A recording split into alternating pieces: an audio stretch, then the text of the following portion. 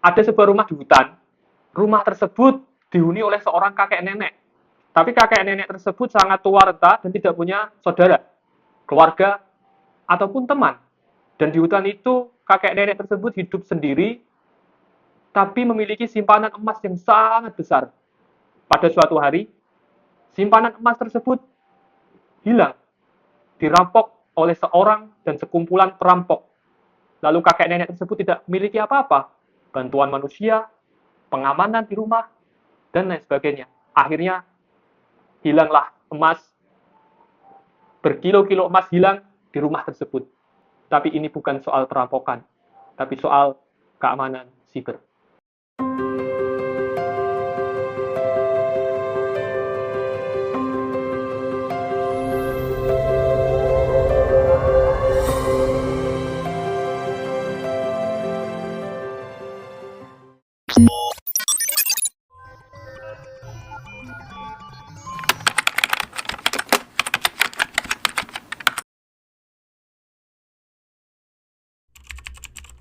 Keamanan siber itu bukan untuk para ahli IT aja, tapi kita semua, teman-teman, penonton, dan semua orang saat ini butuh yang namanya aman di ruang siber.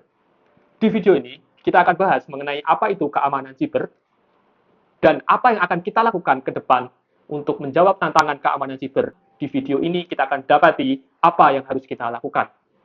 Keamanan siber itu ibarat sebuah rumah kakek nenek tadi yang sudah saya jelaskan. Jadi, rumah itu adalah sebuah aset yang kita miliki. Rumah tersebut adalah aset, dan di dunia ibaratnya adalah aset digital. Kita memiliki akun Facebook, Instagram, media sosial, dan lain sebagainya.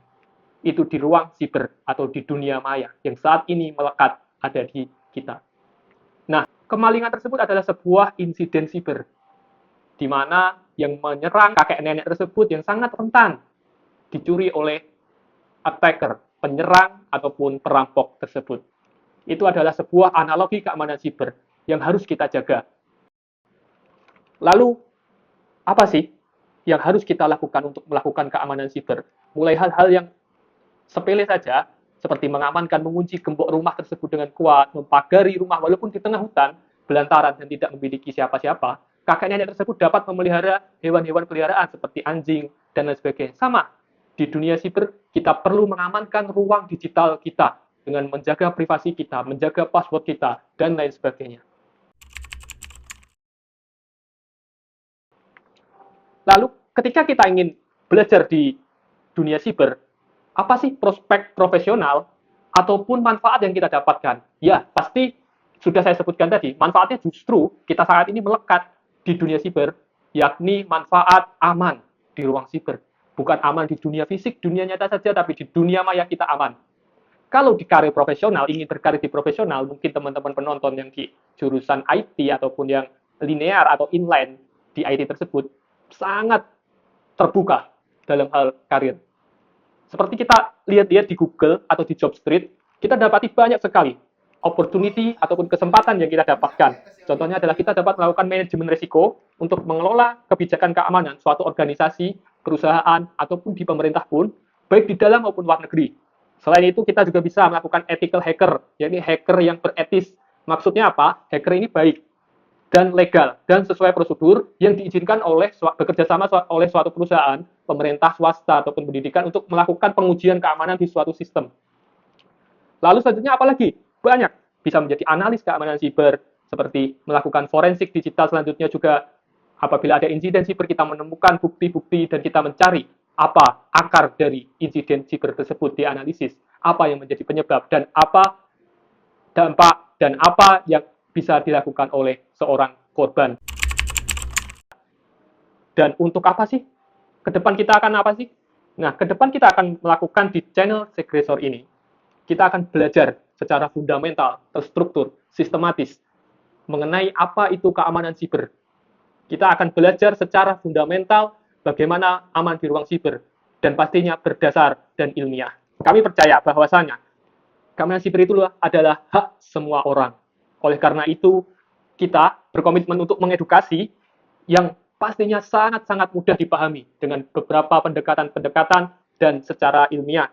Konten ini juga akan membahas mengenai topik-topik keamanan siber dengan cara yang sederhana, tadi sudah saya sebutkan, dan mudah dipahami, lalu memberikan tips dan trik praktis yang aman di ruang siber, dan kita akan mengulas info-info yang menarik terkait keamanan siber. Jadi kita menyusun kurikulum atau materi yang akan kita lakukan ke depan itu nggak sembarangan, teman-teman. Jadi kita berdasarkan yang pertama adalah CyBox. CyBox itu apa? Cyber Security Body of Knowledge. Jadi CyBox ini diklaim dibuat oleh 115 expert dunia terkait cyber security yang mencakup 21 aspek keilmuan di cyber security.